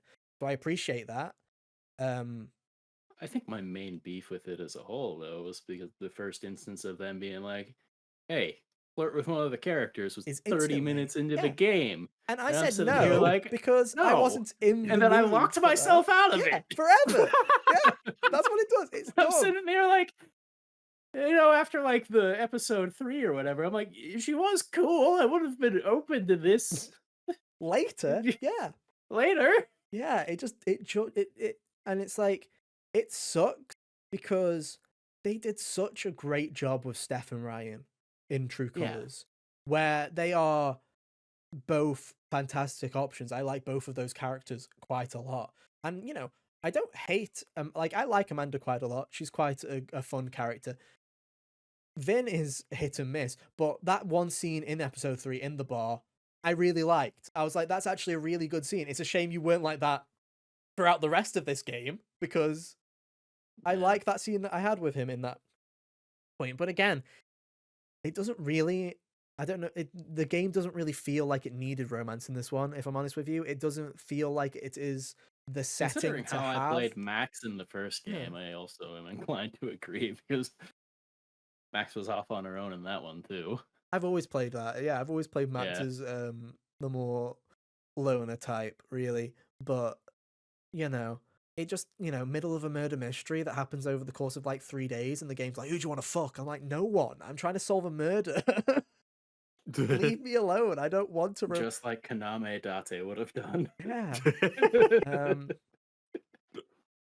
But yeah, and again, I do think it's weird because again, you've got this fan base who are, there's a subset of the Life is Strange fan base who are very diehard when it comes to Max and Chloe, and you basically go, did they break up? And if so, it was for these boring romance options. And I'm like, well, there you go. You should have just, you should have just maybe have not done either of them, to be honest. But Yeah. I like them still. It's interesting, right? Like I say, I haven't played episode 5. Where I'm currently leaning is it's not my least favorite Life is Strange game. I still like this more than Life is Strange 2. I'm sorry, Life is Strange 2 fans. I just did not jam with that game whatsoever. Um, and there's so many parts of this game that I really do love. Episodes 1 through 3 are fantastic. They are really fucking good. Where I'm like, man, I really wish that they were going in a certain direction. Now that I've played through episode 4, and episode 4 genuinely feels like filler, and I think it kind of sucks because the amount of story that was left to tell in those final 2 episodes, I'm like, this game should be more than 5 episodes, and they were like, hold our beer, like the 4th episode is just gonna be practically useless, and I'm Yeah. like, Which is annoying because like as far as like chapter by chapter, I think they're paced really well. Like even last year when I played the other one, I think or the first game, there were scenes and beats in that I didn't remember happening where I'm like, "Oh, I didn't remember them because we probably could have done without them." there's a lot of the You original know? Life is Strange that's Like like that, yeah. yeah, like chapter 5 or episode 5 is the biggest offender in that game, but like even What do you mean? ep- It's only 3.5 episode hours 4 long, and it just changes episode its beat. 4 goes on forever too. Yeah. It's just a better payoff at the end. And I think it's really because in a lot of ways this game is as smaller. It's a lot smaller of a story than the original. It's trying a lot like it's trying to do things, but there's also it's not. Interestingly, having multiple timelines and stuff like that, the story is not as complicated as the original Life is Strange in terms of fucking with your brain, trying to figure out everything.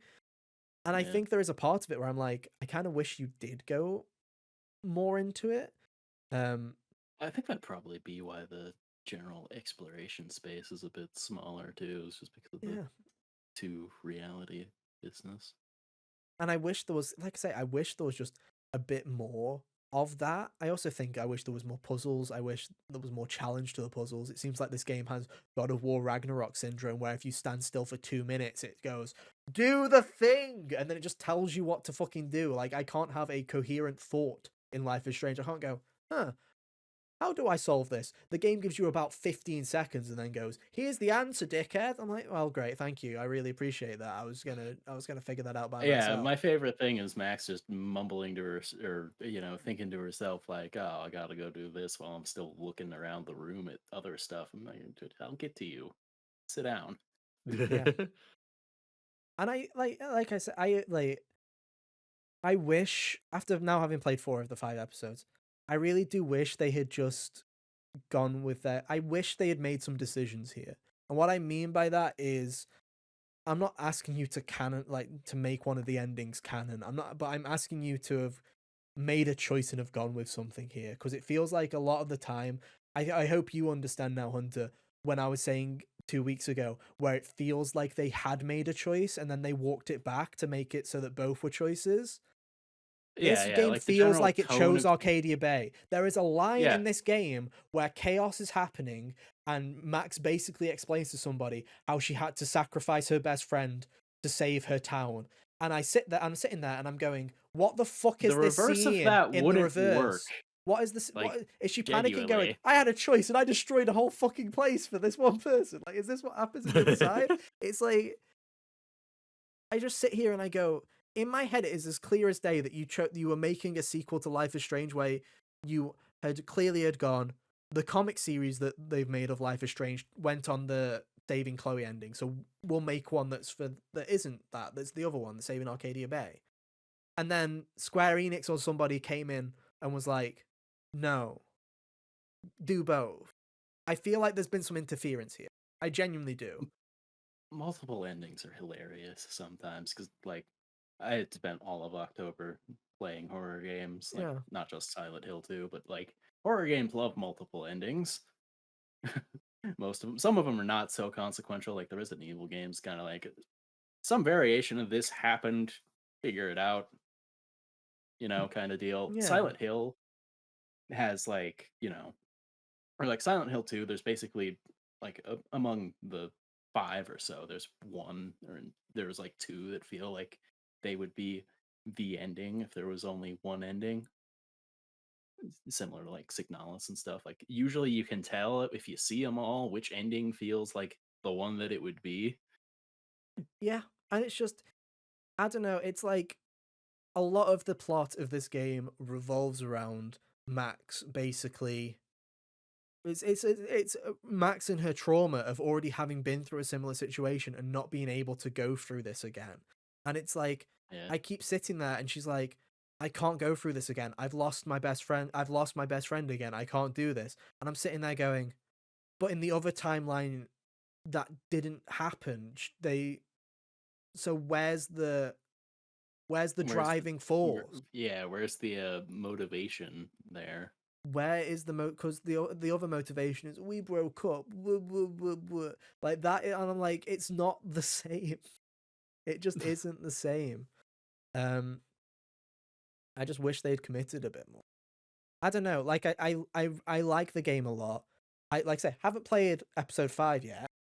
I think 72 is really harsh not having played episode 5. If episode 5 is the trash fire that people seem to assume it is, then hey, maybe I'll come back next week and go, nah, fair. I'll call it Dude, out. generally they'd have to like biff it on a cosmic level. But I think the review scores are really harsh. I really do. I do not think it's. Yeah. I don't think it's that low. I really don't.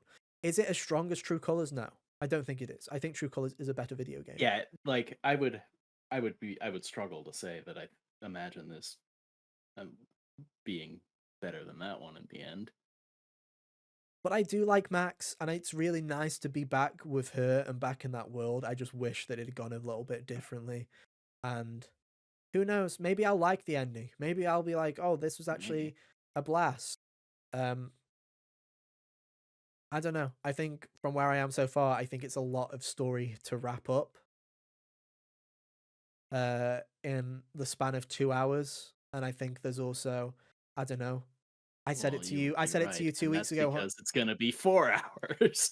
And that's no, and also I said it to you, Hunter, where it's like I'm not sure how I feel about the potential of Life is Strange going down a route of just going back to Max and that being it going forward. And I I don't. don't think they can do this again. Is that why people are upset? I don't know. I don't know. Like, But it doesn't feel like this story is wrapping it'll up in a also way where we're going to get to the end, we're going to have a satisfying resolution, and we wrap up Max again and go, bye forever. It just like doesn't feel like we're doing that. I could see a world where we get something similar to Before the Storm for this game, Mm. but uh I don't think we could just go back to Max again I guess we'll with find out in it. a week, right? I guess we'll find out. Especially because they've hard locked themselves into she hasn't used her powers since the first game, so you couldn't touch on anything unless you just wanted to do like random dramatic vignettes of her life in between with like, you know, There is no a part of me supernatural that there hoopla. genuinely is a part of me that's like, I like the supernatural twists of Life is Strange. I like the kind of, again, the tone of this game is fantastic. I've never felt more creeped out in a Life is Strange game before, and I think it's fantastic. Stress in Life is Strange is actually a fun thing to have, especially because there's never really been stress in Life is Strange before. The first game, especially so, because you can just rewind. There are no repercussions for anything really. Um, Whereas in this game, it feels like there's such a creepiness factor to it, and I Yeah. really like it. I just wish that it lent more into that, and it didn't stop stacking stuff. Like we did not need 3 of these plot twists. Like we just keep going, like keep stacking, keep stacking. Who knows what will happen? But we'll find out. Me and Hunter will be back some point, maybe next week, to do a spoiler cast once we get around to it, I guess. So look forward to that. Right. Yeah. I'd still recommend it so far. We'll come back next week though. Yeah, I would Maybe I'll still be say if you screaming, like these "Don't kind do of it! Don't do it! It was yeah, if you shit." like these kind of games, then so far go for it. It's been entertaining enough. I think it's a good game. I do think it's a good Like game. I'm enjoying it. It's like not bad. unless the end comes out of the TV screen and punches you in the face, I'm not sure I could say that you have to actively avoid it. If you were put off the 72 review score and you're sitting there going, I don't know if I'll jive with it. If you are just a fan of Life is Strange and you're not one of those weirdos that gets overly attached to a ship that much that you destroys all hope of a company's future, I still think there'll be stuff that you like here. I still think you should play it. Like those first 3 episodes, very good. I can't stress it enough. Like very good. Like them a lot. There are some points where I'm like, man, some of Deck Nine's best work in some of those episodes. There's some of Deck Nine's best work. And then episode 4 has the unfortunate position of just being mediocre, which kind of makes me go, okay, let's see what happens, I guess. I wish we didn't Yeah, I have. guess all of the other I guess all of the other games, or at least the other ones I've played, episode 3 was kind of the meh one. Exactly. Whereas being right at So the penultimate episode being because it was mediocre. right in the middle, it's like, okay, I guess we can forgive that because there's more to get to. And by the end of all of those, there was at least something to be like, oh, here's where we're going next. Listen, there are some great like I say. I doubt it'll be better than True Colors, but I like episode 1 and 2 of Double Exposure more than I liked episodes 1 and 2 of True Colors. Um, Episode 3, I think I like episode 3 of True Colors more just because episode 3 of True Colors had the LARPing stuff that was really fun in it. They really liked that Um, because they do something like that again here, kind yes, of. kind of. I was like, oh, they really enjoyed that doing that scene. Yeah. Um, I like that they've gone weird with it. There's some really, like I say, there's some the tone in this game. They do creepy stuff. They do weird stuff. They do like it's a lot of fun. There's a load of stuff that they do. And then episode 4 is probably worse than all the episodes of True Colors, which probably makes me then go, okay, it's I don't know. Yeah. I like it. I do like it. It just I don't know. It makes me sad that it's reviewing so badly, which makes me worried for the final episode, Hunter. That's why, because I'm sitting here and I'm going, I'd give it an 8. Like it's a 4 out of 5 still in my book so far. I'm still having a good time. The facial capture, the way this game looks is beautiful. I love it. It's like there's a lot to like. I don't know. Oh, Kyle, talking to us about Metaphor. Talk to us about a game that is critically beloved, and so all that matters is your opinion. You don't have to sit there going, "Am I wrong?" Like, Well, much like you two, I also haven't finished this game. At the final chapter, haven't quite hit the ending of it yet, but nah, they're there. unless, Yours is not. Yeah, but yours is more like you than 9 hours guys, though, so we'll forgive you for that one.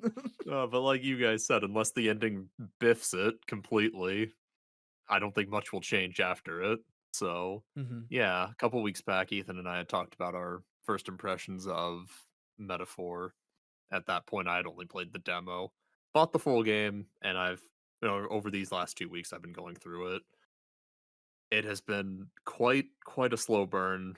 I forgot how long Atlas games are when Ugh. you haven't played them before, Yeah. because honestly, like, yeah, we had P3 earlier this year, the P3 remake earlier, and I don't know if it's just because I already knew what to expect going in, that it felt like less of a drag than this, but Yeah, like you finished that before I had time to eat dinner that night.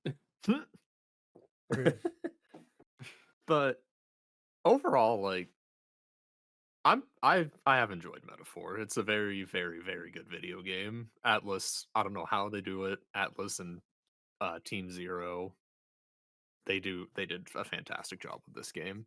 It's kind of amazing how they did it, where they took the stuff people liked from Persona, being Mm, like the social stats and bonding with and like spending time with your teammates, and melding it with the combat gameplay and difficulty of the SMT games, and they managed to do it amazingly in a way that they appealed to both sides, and I think it worked out really well, which that in itself is just it's a miracle. mm.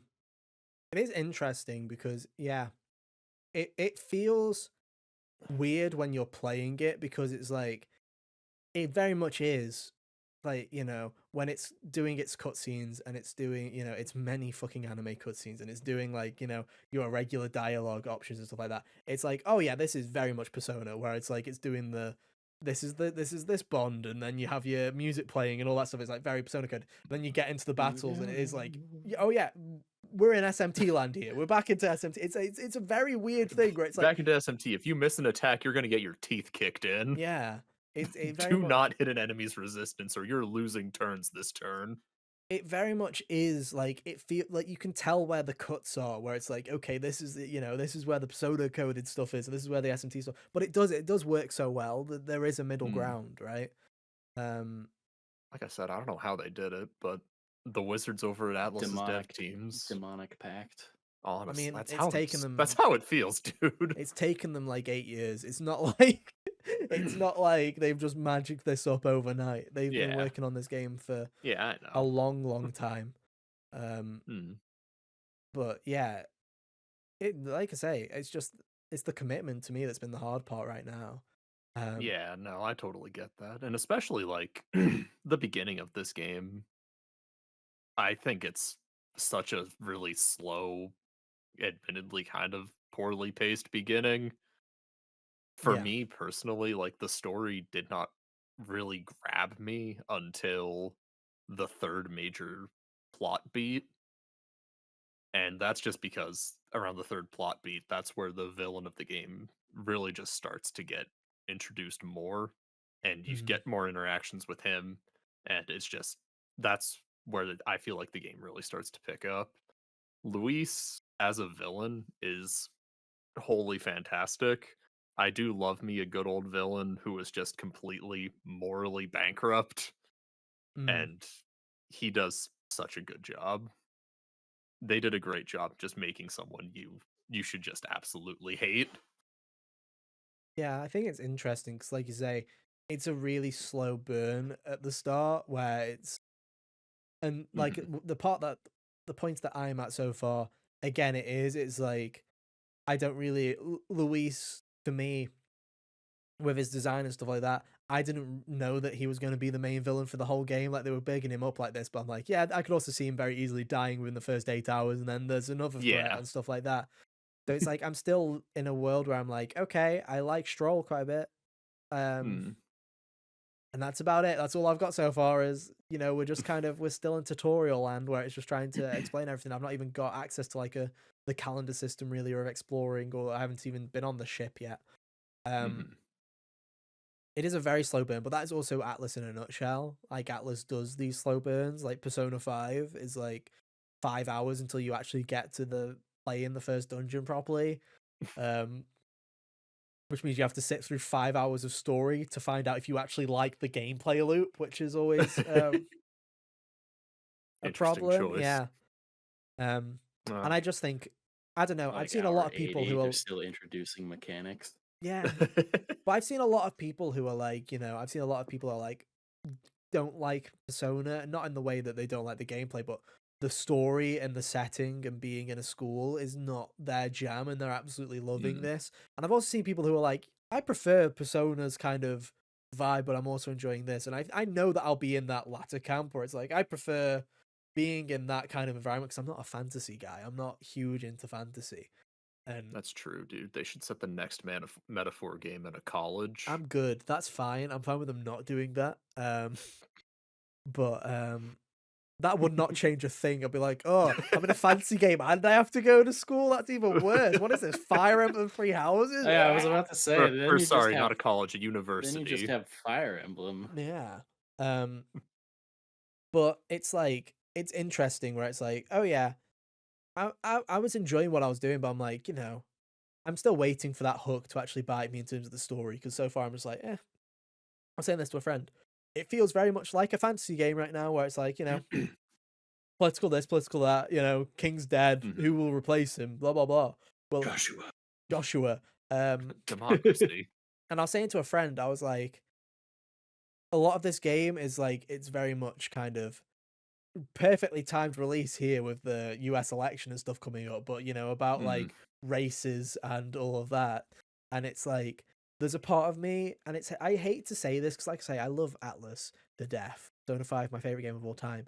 But if there's one thing Atlas has never been very good at, it is subtlety. So my main concern has been throughout the whole of this of if they're making parallels of different races of like elves and whatever in there being an anecdote, relating back to people in our world. I was like, they keep mentioning basically Hunter, they keep mentioning a book where it's like in this world there's only one Oh yeah, you species guys and blah talked blah blah. about Yeah, this. I related it to the coffee talk thing. yeah, yeah. And I still don't know, and I'm like, I don't know how well that'll be handled. And obviously, Cal, you probably have a better opinion on that now. There sure was an hour-long plot dump. Oh, good. Um, I mean, it's Atlas. That's just what they do.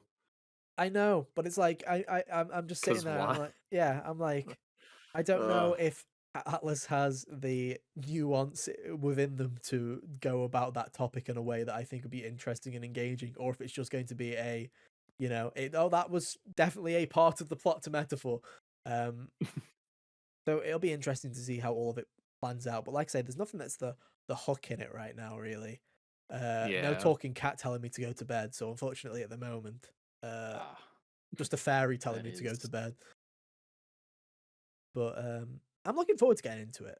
Um, I know it's It gonna, is a really good game, but you need to put the time into it, and you need to just make the time for it. which is hard because I like again. I was saying this off the podcast, but Atlas Games they respect your time by being great games, but they don't respect your time by requiring you if you want to play the game that you need to put in a good chunk in a session. Like you can't really do much with 30 minutes in an Atlas game.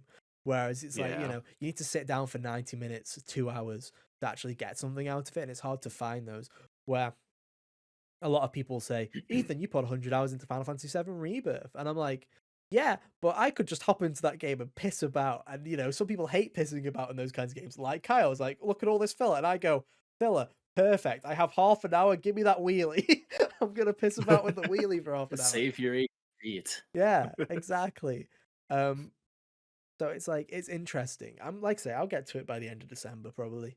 Mhm. I'm hoping by the end of this year I will have played it. For our Hopefully. game talk, our game of the year talks. But Yeah. I think you should definitely not maybe not finish it, but definitely put more time I'll into it. finish it. I'll finish it. Even if I get Whether he sick of the wants to or gameplay, I'll just not by the time lower he the decides. difficulty. Yeah, Yeah. like a true game Hmm, critic, I will lower the difficulty. Um, that's what I did. but it's like, Is there no Reaper to smite in this one? Not as far as I'm aware. Oh, dude. I did just finish like towards the end game a bunch of optional bosses unlock, and there's like this quest chain where you fight 4 bosses back to back or like on multiple days. So I got that little side bit done. It was a lot of fun. Even on like even on easy mode, like those bosses, they required a lot of thinking. mm, Because like not to go in too deep into this, but like one of them inflicted your party with a debuff that set all your party members' HP to flat 300, and he also I don't know if he nulled or repelled elements, but you basically had to go into it with Almighty, mm, just using Almighty damage. So there's really cool boss design in this game. I like, especially with like the humans, how they're always like made of like these multiple organs yeah, that you need to whittle away at. Like the first boss had like Punch him these in the wings. kidney. Yeah, but like this first boss had wings that did wind damage, and then like these blade feet that did an AoE slash move to your party. So it's like, Mm. oh, if you get rid of those, you get rid of half of his damage output there. mm. Oh, it's kind of like there are some bosses in like Final Fantasy X that do that. Hmm. How you vibing with the class system? I love it to death, dude. It's I have when some I found out the gripes. metaphor had a class system, I'm like, oh, Kyle will be Yeah, happy. I'm like, the yeah, there you magic go. That's a Kyle words. game. It was like a Fully right couple there. weeks ago when he said he'd been playing it more, and he's like, I don't know how I feel about it yet. I was like, but it has a job class system. You love those. Yeah. I love them when they're done well. When they're like something like Final Fantasy V, for example, handles job classes very well. Mm-hmm. FF5, Octopath, they do it very well. It's very easy to get a handle on, and it's not grindy, which is the important thing. Get look games like Final Fantasy Tactics or Final Fantasy 3, where I think Mm-hmm. they kind of do it worse because they kind of require you to just sit down, stop what you're doing, and just grind your characters up to snuff Mm-hmm. with the new job you want. But this game does a really cool it does a good job of like iterating on what past jobs get, and you can transfer any abilities from jobs you've unlocked to any other job you're using. Um and I think it's all handled very well, but one thing I wished that it did was tell you in advance what jobs you need to unlock to get further down skill tree or job trees, Mm-hmm. just because it's like, oh, I haven't put any points into this other job that that I need for the next level of the one I've been using. So It's like that's like a minor gripe, but it's like how I remember when I, you know, dabbled with Final Fantasy 14 all those years ago. It was like none of the starting classes are ever anything I would actually want to, continue to play as. So I had to make sure to no. pick the right one to become like I had to be little fisticuffs man to become a rogue, Hmm. which would become something else later, and so on if I had kept playing. Mm-hmm. And it's like, yeah, it'd be a little annoying if you didn't know that going in. Hmm. Ugh. And as Yeah. for like the social, like the Mm-hmm. persona life sim part of the game, it's handled very well. You can like I'm at the end of the game. I've maxed out all my social stats. I've maxed out all my bonds. I still have like 4 or 5 days left of free time. So the game gives you plenty of time to do what you need to do. Mm. and that was all done. No external resources used. Just going with the flow. Just Just the role vibes. playing in my role playing game. You know. Yeah, fair enough. No, fair enough. I'm glad you're enjoying it. Maybe one day Hunter and I will join you and having beaten it. Maybe Hunter before me at this rate, but you know, it's all good. Yeah, Um, there is a probability. I mean, there's still a It would be probability that you fun. finish double exposure before me because we're both playing it tomorrow. But knowing Hunter, he'll probably start Yeah. before me. Um, Hmm. It but would yeah, be fun to have a game on my year-end list that that you two have also played. true. Um, Dude, I've got to go back and think what games I did play this year because I don't think I've actually played that many games this year. Um, I've played a bunch. New releases anyway. I think yeah, Hunter has it in spades this year. Usually we're pretty Yeah. equal, but I think yeah, I think Hunter's taken. Which is hysterical because like the distance between Crow Country after Crow Country, I didn't play a new game until Astrobot. Yeah, but you've got to remember, Hunter, that I don't think I played a new game from Final Fantasy VII Rebirth to Astrobot. Like I don't remember if I played a single new game in that period. I'm trying to Yeah. recall. Like it was a I had already played like, 8 to 10 of them by then. yeah, it was a drought for me this year. Ugh. But hey ho. Yeah. I am proud of myself because, like, you guys know, I had already written my game of the year list, Hmm. but recently I went back to it and I actually swapped out a couple. So I had, so I have a couple others put away into another document. Oh yeah. So that felt good. And I mean, we still have Dragon Quest coming later this year in a couple weeks, actually. So it might change again. Who knows? Yeah, I've still got a couple of games in me, I think. Anton My Blast, favorite obviously in part of December.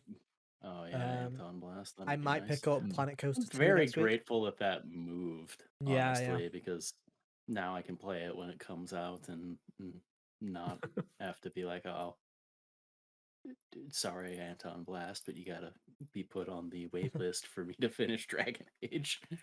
Yeah. I don't know. There's a part of me that was like, oh, that original release date, though. Now that there was no Assassin's Creed, I could have just vibed with that for a little bit. But it's fine. I will wait till December. What's the worst that could happen? Um, Gotta have something to do in December. yeah, something. At least something that brings What am you I going to do in joy. November now, What are though? we That's the gonna do? question. What are we going to do in November now? Well, I'm waiting. Well, work's Yeah. still shitty and I can't put too much time into stuff. I'll Play just replay Astrobot again. Yeah, and replay double exposure again because that requires multiple playthroughs apparently. Get the platinum. Have you played any of the time trials in Astrobot I yet? have. I've been playing them every week when they come out. Ah, The first I one, had a feeling. I got on like I was like a day or two late, and I got within like the top 100 times on the leaderboard where I was properly going in on it. The first one. Nice. Then the second and third ones I've not been as interested, so I've just been getting both bots and then dipping after a couple of attempts.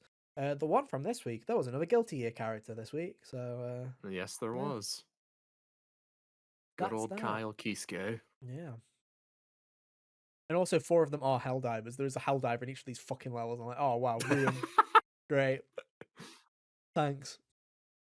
But yeah, we'll see what the other 10 ones. new bots. 10 new bots, 5 of them are fucking Helldivers at this rate. Look, they need someone to go combat the the ape escape monkeys. Yeah, yeah, dude.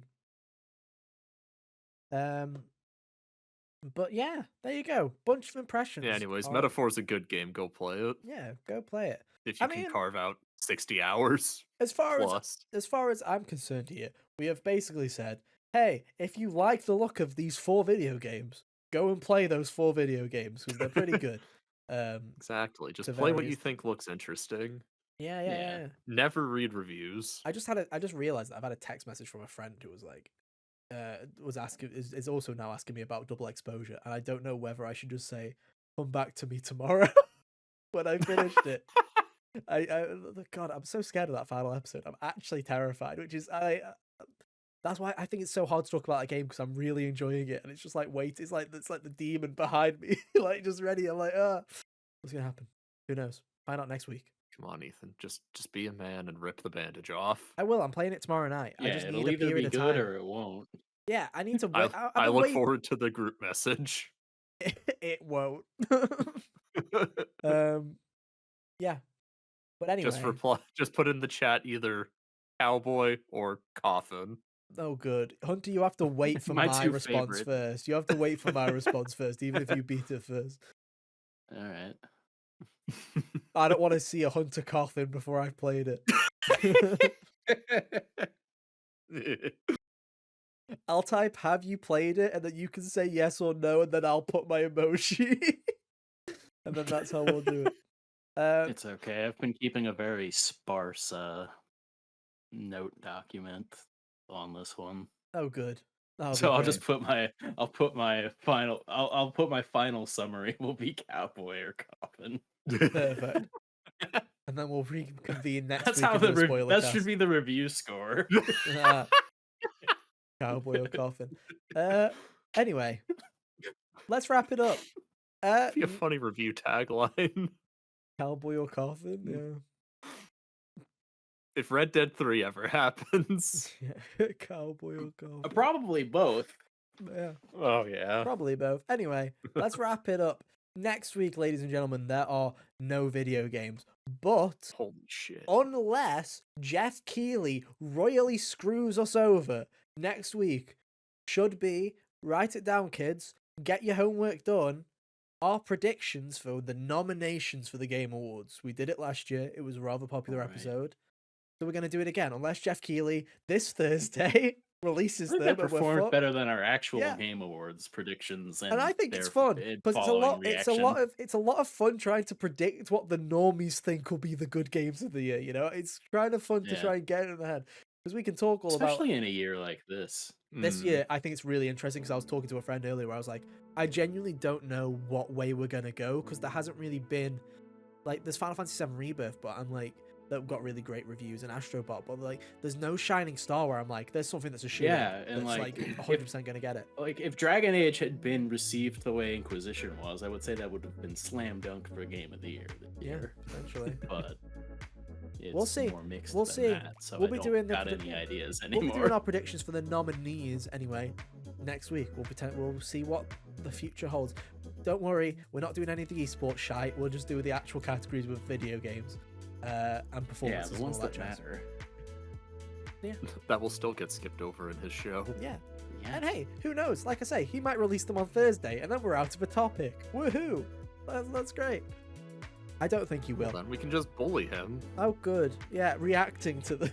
What they should have been. We usually do that later in the year, though. We usually do that the week before. Anyway. Yeah, we like complain about it when we're doing the actual predictions. We'll get to it anyway. Anyway, links on stream right now. You can follow us on Twitter. If you want to keep up to date with what we do outside of the podcast. You know, all that jazz. Well, it's still there. Who knows? After this week, who knows what will happen? Maybe the world will be gone by next week, so let's find out. There is no Game Awards this year. There is no Game Awards. Die. Yeah. Die. But yeah, that's it for this episode, guys. Thank you so much for hanging out with us. If you have been through all of this, thank you very much. We appreciate it. We'll be back, same time, same place next week, unless there has been a coup. Otherwise, well, who knows what happens. But fingers crossed. Hope for the best. We'll be back, same time, same place next week for more. I will, at least. I'll be here. Yeah, Ethan lives in Europe. He can carry on the legacy. I'll be here. Unfortunately, the new host will be like Jack, and so I've got to find Jack. I've got to hunt him down. That'll be the episode. It's hunting him down. Finally, the Jacobean experience. Anyway, episode 1. All things considered, we'll be back same time, same place next week for more. But until then, have an awesome week. Go and vote, I guess, and we'll see you next time. Right? All right. Bye.